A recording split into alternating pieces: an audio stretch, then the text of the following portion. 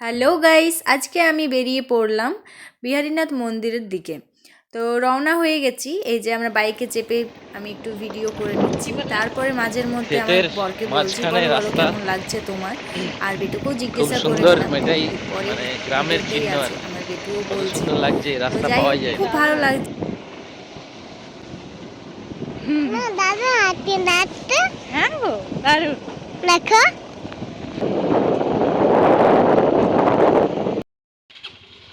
প্লেসটা দারুণ, সেই কারণে আমরা নামলাম এখানে একটু ফটো তোলার জন্য। শোনা, এসো এসো।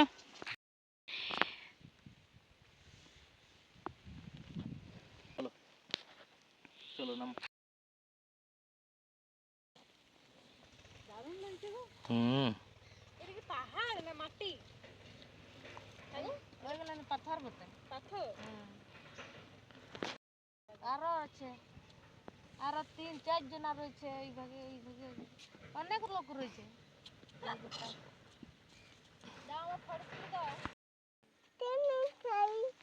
ওখানে যাই নাকি?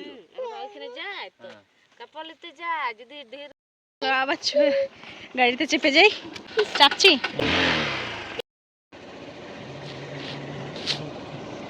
পাহাড়টা দেখাচ্ছে। আরো সামনে যাবে, আরো সুন্দর লাগবে। দেখো ওটা কি শ্মশান?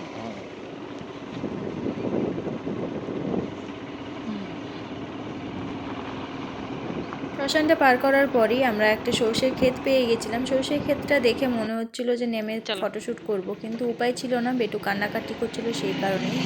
তারপরে রওনা দিয়ে দিলাম যে উদ্দেশ্যে যাচ্ছে সেই উদ্দেশ্যে। তো প্রথমে আমরা দেখতে পাচ্ছি একটা বড় মস্ত পাহাড়, দারুণ লাগছে দেখতে। ওয়াও, মনে হচ্ছে এখানেই এগুলো নেমে লজ, যাই। আর এত শান্ত পরিবেশ, দারুণই অনেক লজ লাগছে। আছে। তারপর আমরা পৌঁছে গেছি বিহারীনাথ মন্দির।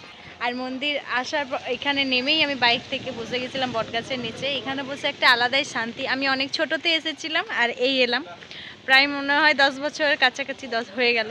আচ্ছা, আমার বেটু হাই বলে দাও। হাই বলো।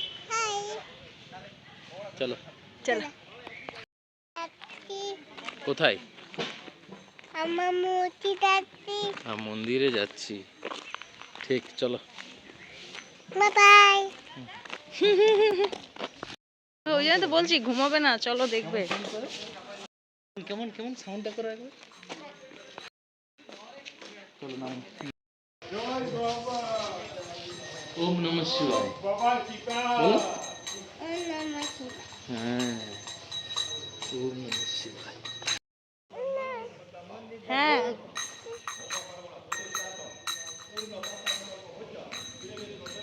মন্দির।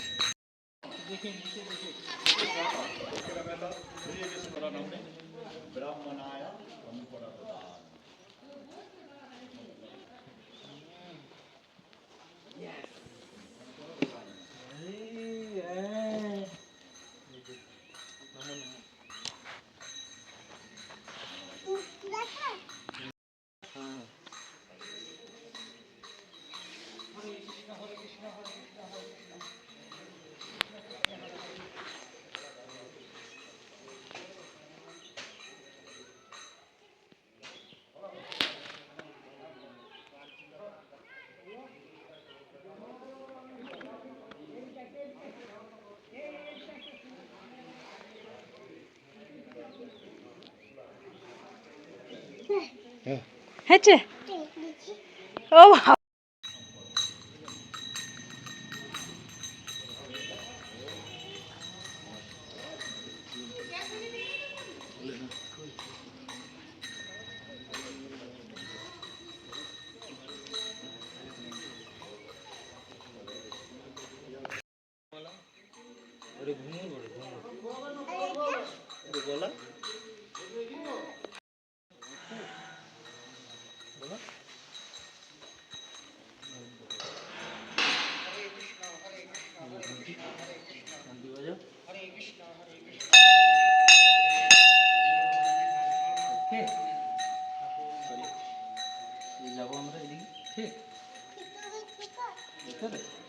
যাও, তুমি যাও, ঘুরে এসো।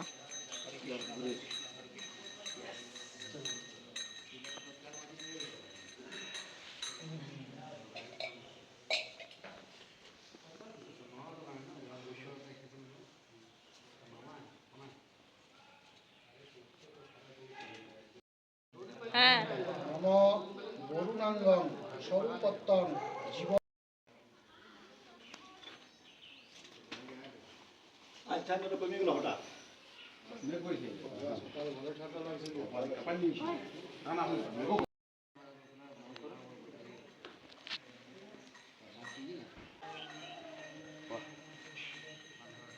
ওকে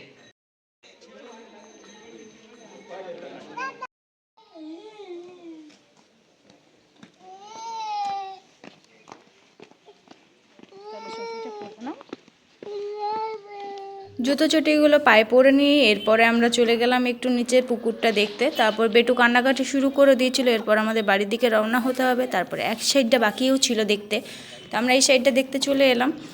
এই সাইডটা দেখা হয়ে যাওয়ার পরে দেখছি এই সাইডে পিকনিক করছে, তো বললাম বেটুর খিদে পেয়ে গেছে, এরপর তো এখানে তো দেবে না ওরা, তো সেই কারণে আমরা বললাম চলো চলো শিগগিরই বাড়ি চলো। তাই আমরা বাড়ির দিকে রওনা হয়ে গেলাম। খুবই ভালো লেগেছে। আপনাদের কেমন লেগেছে ভিডিওটা অবশ্যই কমেন্ট বক্সে জানাবেন।